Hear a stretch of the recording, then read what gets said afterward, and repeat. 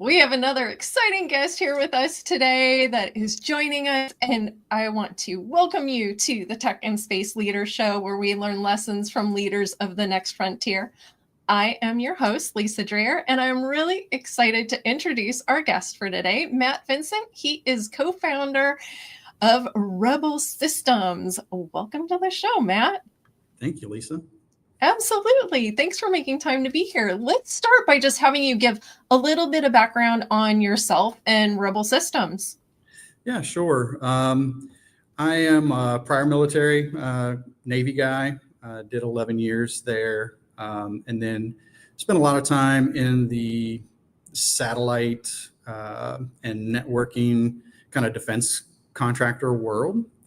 I made stops at Tampa Microwave, Cubic, and a company called TCS, Telecommunication Systems, first. And, kind of fell into a great situation with some great co-founders that we all wanted to work together. And, Rebel Systems was born. Oh, that's amazing. So tell us a little bit about Rebel Systems. What do you guys do? Yeah, so we are a technology company. We have currently two focuses, one in power electronics and one in communications. We kind of take a different approach to development and go-to-market strategies where we don't want to be a me too. There are a lot of companies out there that do great things, but a me too is not something that we really want to do. So if we are going to build a power electronics capability, or if we're going to do a communications capability, it's got to be novel. It's got to serve a purpose. We don't want to develop just to develop. We want to develop something that has a legitimate requirement or a need. So we definitely want to take a different approach to how we develop stuff. Ah, that's great. So you're actually kind of, I think, alluding to that whole founding path. So can you talk a little bit about the founding of Rebel Systems and what inspired you to found the company? Yeah. So again, we go back to starting a company is hard. It's not for the faint of heart by any means, but you have to have the right people for it to be successful. And the four of us, myself, David Spilker, Amy Weber, and Arian Suarez, we all filled a different role. I do all of the business development, sales, and marketing. David is kind of a mechanical, electrical whiz. There's not a whole lot that he doesn't understand. Arian is amazing at software, firmware development, and electrical. And then Amy runs basically the company. She is our operations. She keeps everyone in line, does all the programmatics. So it was lucky for us that we had one person in kind of every segment that enabled the company to run. So that's kind of the precipice of starting the business, is finding the right folks, and then it's the why. We have all worked at different places previously, and there are great things that you take from them, but more importantly, there are things that you don't want to take, and that's kind of how Rebel was founded. And the name was chosen purposely, right? So we want to rebel against the traditional defense contractor stigma, where we're going to develop whatever we can, and we're going to charge as much as we can, kind of like what the market can bear.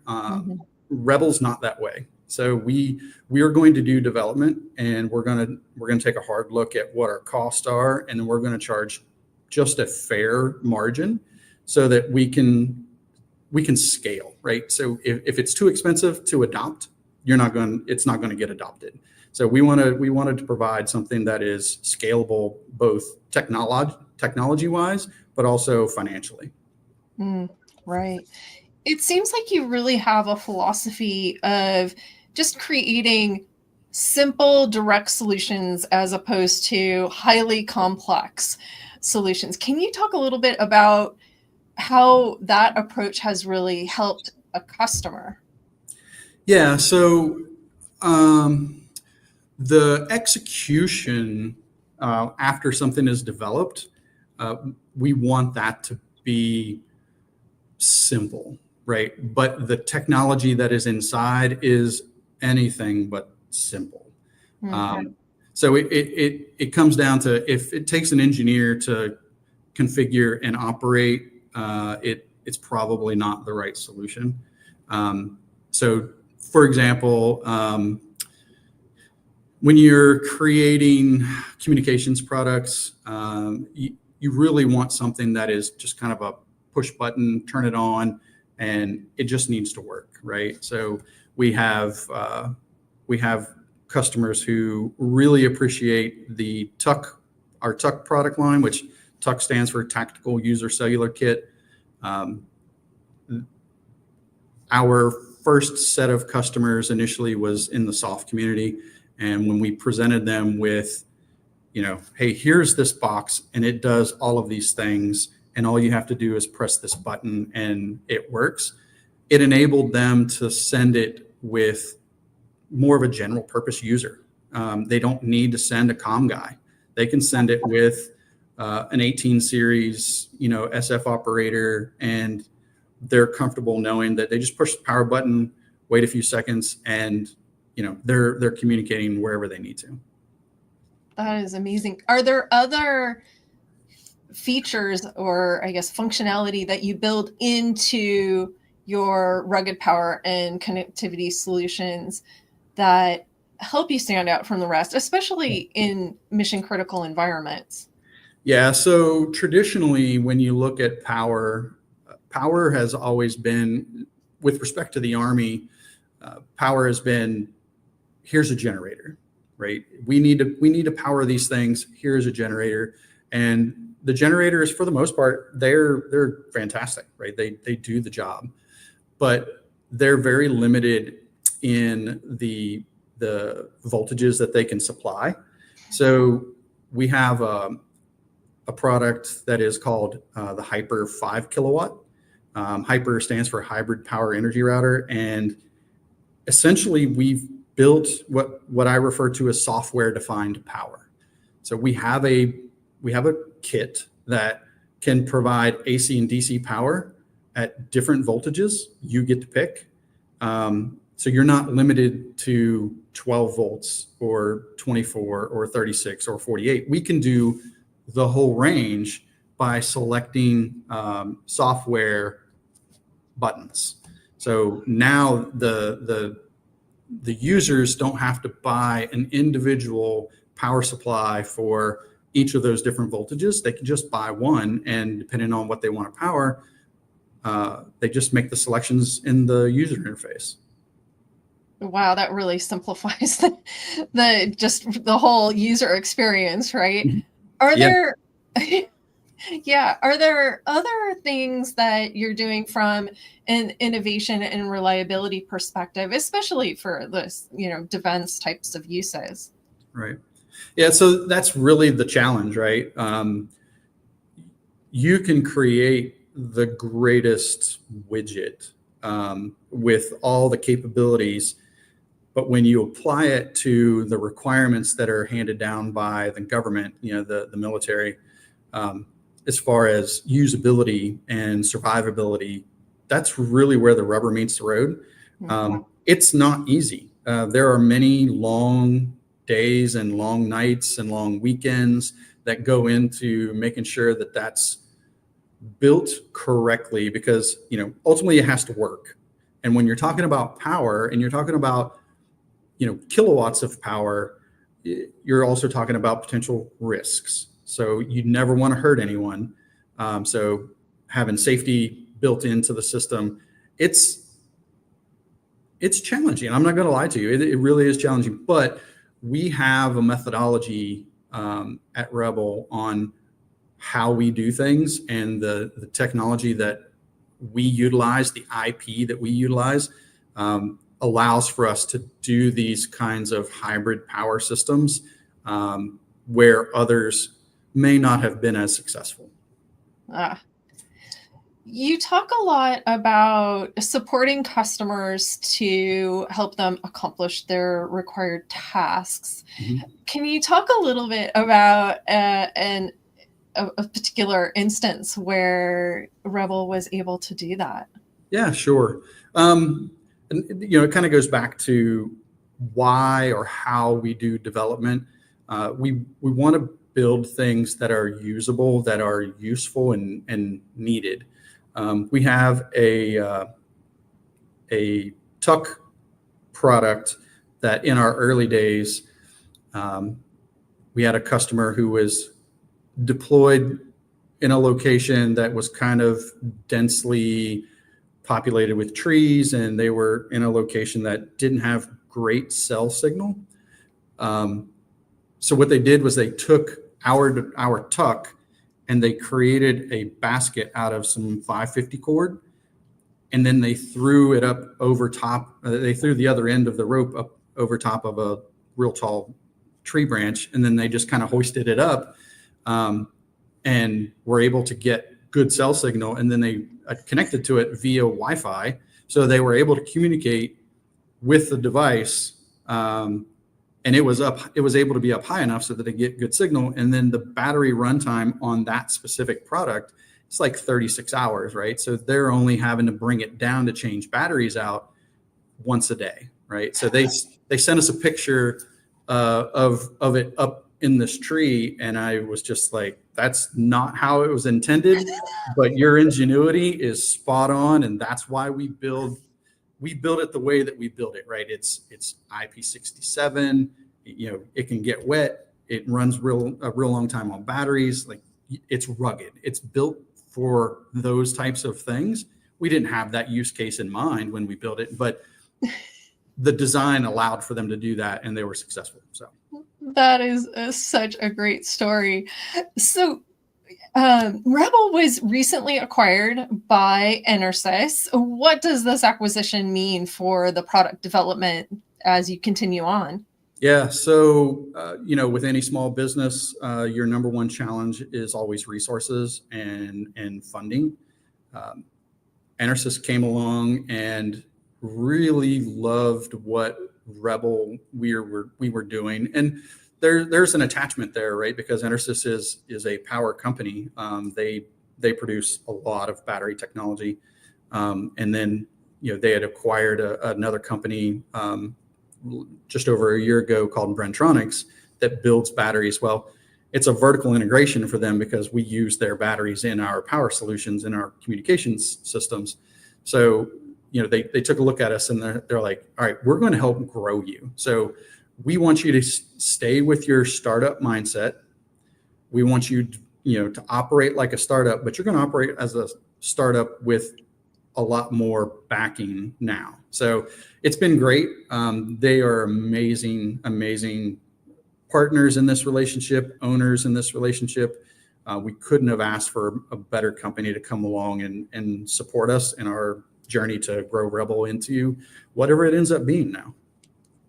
That sounds great. That is congratulations. Yes, thank you. So looking forward, what are some of the emerging trends and challenges that you're really looking forward to addressing? Yeah, so in the power portion of our business, if you watch the way the military is moving, a lot of drones, a lot of edge power requirements, we're really focused on how small can we get power electronics? How many platforms can we support with power electronics to enable these mobile kinetic type environments? Because the days of, kind of rolling in with a large convoy of things and setting up generators and tents, it's not really possible or practical in a near peer environment. If you go and look at the Ukraine situation, it's all about mobility, and everything takes power. And we want to enable hybrid power electronics across as many platforms as we can. So we've started at the 5 kilowatt power levels all the way up to 60 kilowatts to try and help hybridize a lot of generators and APUs and vehicle gensets, so that you don't have to set up a generator. You can just turn the vehicle on and use our hyper product lines to give you AC and DC power kind of on the move. Like, you don't have to stop to get power. Right. What additional new markets do you see could potentially use Rebel System solutions? Yeah, so right now the markets are kind of defined in the defense space. A lot of that is because of the specifications that were handed down in the development. But ultimately what we'd like to do is we'd like to get into the federal space, the state and local space. And I think with our new ownership, they have a lot further reach than we at Rebel really did. So those markets are going to open up to us a little more. And then, some of the future developments that, we could take a look at is maybe it doesn't have to be kind of plated in titanium. It could be a little less, this or a little less that, but still usable in other markets. That is something that we want to look at. But right now we are full speed ahead in our current development and trying to get these products to market. Excellent. Well, for other founders that might be watching this, can you talk a little bit about staying mission focused and customer driven? Yeah. Again, this is not for the faint of heart. Like, starting a company is very difficult. So as long as you have the drive that you're like, hey, this is something that I really believe in, you have to believe in it. Because if you don't believe in it 150%, when the times get tough, it's easy to quit. It really is. So I got to tell you, you have to pick something, number one, that right? You need to be good at whatever it is that you're trying to develop.